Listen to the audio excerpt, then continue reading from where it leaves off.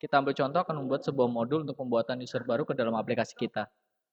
Kebanyakan dari kita membuat sebuah metode store seperti ini, di mana kita akan memasukkan semua fungsi dalam satu metode. Contohnya, validasi form request, model create, dan lain-lain.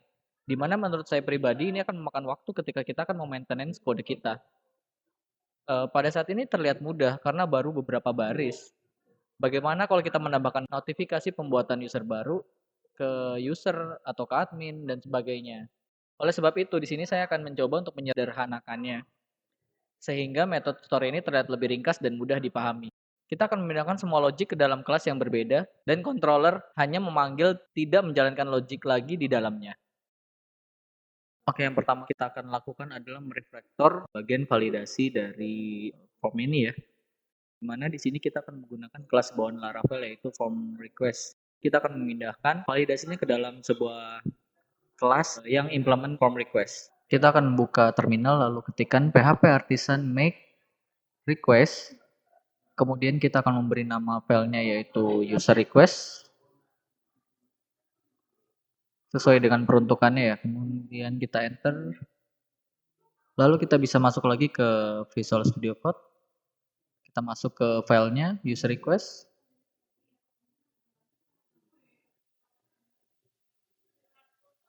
Oke, sudah masuk. Kemudian di bagian autorest kita rubah jadi true. Kemudian kita akan mulai memasukkan rules-nya di sini. Untuk hal yang biasa saya lakukan adalah saya akan memasukkan pengkondisian di sini. Jadi ketika metodenya match dengan yang diinputkan ke sini, maka dia akan menuju function yang dibutuhkan. Seperti misalkan yang pertama itu post, kita akan panggil metode di store. Post untuk store, terus kemudian put untuk update. Kemudian kita akan membuat functionnya untuk yang store dan update. Store dulu, kita buat dengan nama store, kemudian kita masukkan rules-nya di sebelah sini. Kita ambil saja rules-nya dari bagian function di store-nya ya. Soalnya sama. Masukkan di sini. Jangan lupa untuk menambahkan dependensi yang dibutuhkan. Seperti rules ini kita lari ke validation rules ya. Kalau nggak salah kita ambil aja dari controller ya. Lalu kita paste di bawahnya form request, di atas juga bisa, nggak ada masalah sebenarnya. Kemudian selanjutnya kita membuat function update-nya. Seperti biasa untuk email ini kita lakukan validasi di mana email user ini tidak boleh sama dengan user lainnya karena unik ya sifatnya. Tapi dia bisa sama untuk ke dirinya sendiri. Soalnya kalau nggak kita deklarasikan seperti ini, dia nggak akan bisa masuk nanti. Kemudian kita akan membuat handle errornya ya. Jadi kita buat protect function validation. Kita akan menimpa validation bawaannya dengan milik kita sendiri. Supaya kita bisa mengcustom pesan errornya dan redirectnya dan sebagainya.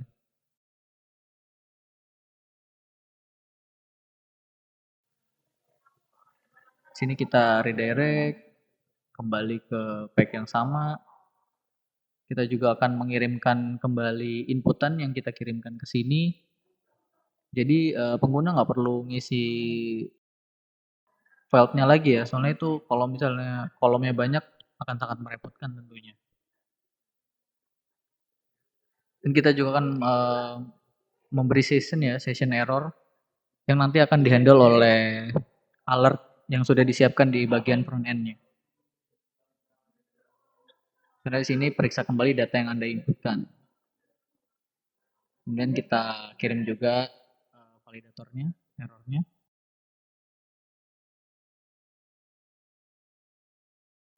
Kita throw.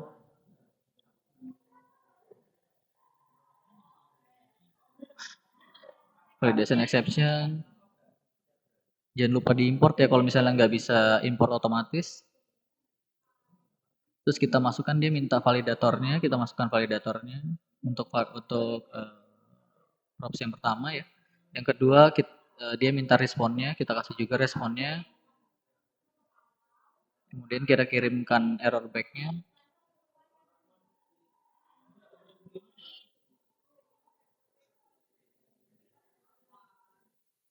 Seperti ini. Teman-teman kalau bingung bisa diikutin dulu aja ya.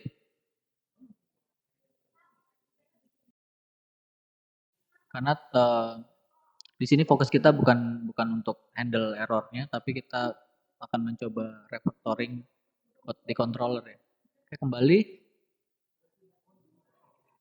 Nah, kita sekarang tidak membutuhkan lagi ya request validate ini karena kita sudah akan menggunakan user request yang tadi kita buat. Jadi kita panggil, cukup seperti ini aja tanpa kita harus menambahkan code lagi untuk request. Dia sudah di-handle. Kita coba lihat aplikasinya ya.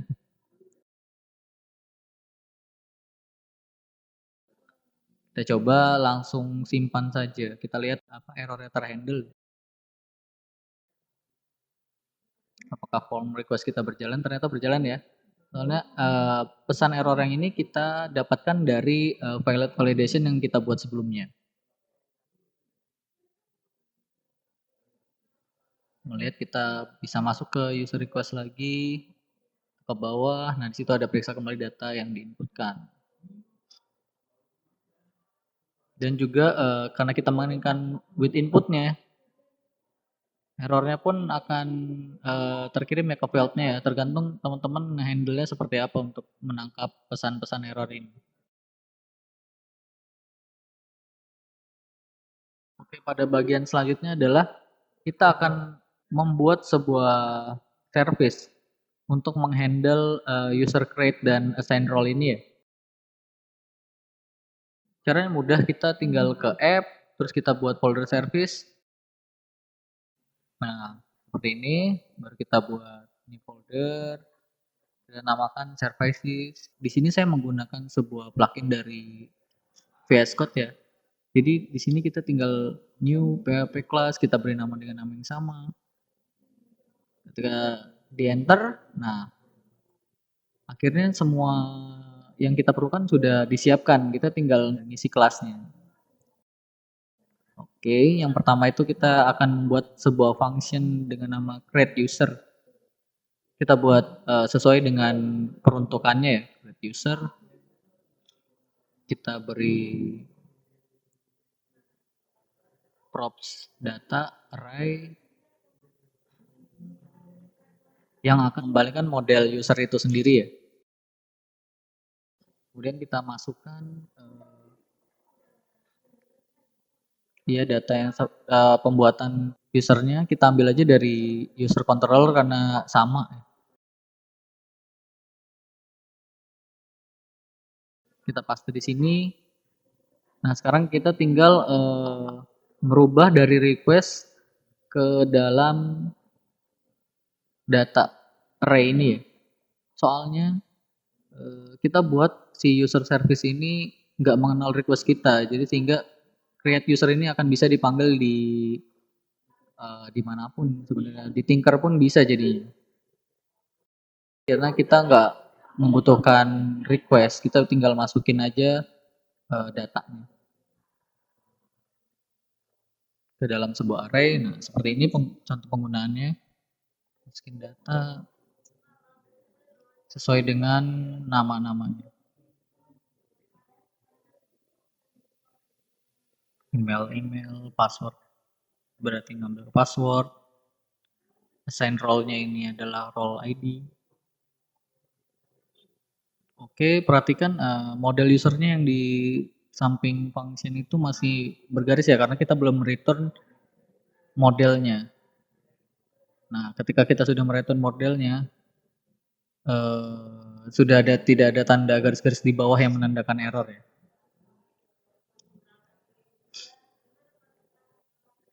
Selanjutnya kita akan coba panggil service create user ini ke dalam controller kita. Oke, kita tidak butuh lagi ini. Kita hapus saja.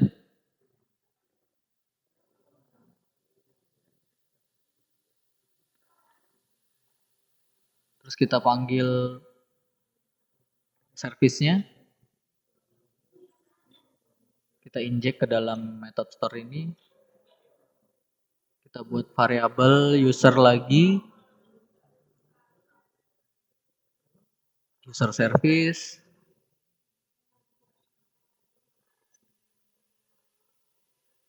Create user. Kemudian kita masukkan request yang validate ya. Yang sudah tervalidate. Kalau kita masukkan request saja itu nanti akan error karena bentuknya masih belum array. Karena yang kita butuhkan di create user ini adalah array. Kemudian karena kita masukkan ke dalam variable user, kita bisa panggil lagi usernya setelah berhasil di input untuk di alertnya nanti. Supaya lebih user experience-nya lebih bagus lagi. Oke, sekarang code-nya jadi lebih singkat ya. Kita cuma punya 2 baris untuk dalam satu metode. Baiklah, sekarang kita langsung coba aja di aplikasinya. Ya, kita refresh dulu, ini masih session yang tadi soalnya. Oke, kita coba tambah pengguna baru. Masukin nama, passwordnya. Kita coba simpan. Oke, berhasil ya. Nah, kita lihat pengguna dengan nama Teguh Prakoso berhasil ditambahkan. Oke, kita coba lagi untuk melihat apakah validasinya juga berhasil. Kita coba masukin nama, email. Kemudian coba kita salahkan passwordnya. Oke, kita coba langsung simpan aja. Nah, validasinya juga berhasil, berarti aman ya. Sama seperti sebelum kita merefaktor code-nya. Oke, kita coba.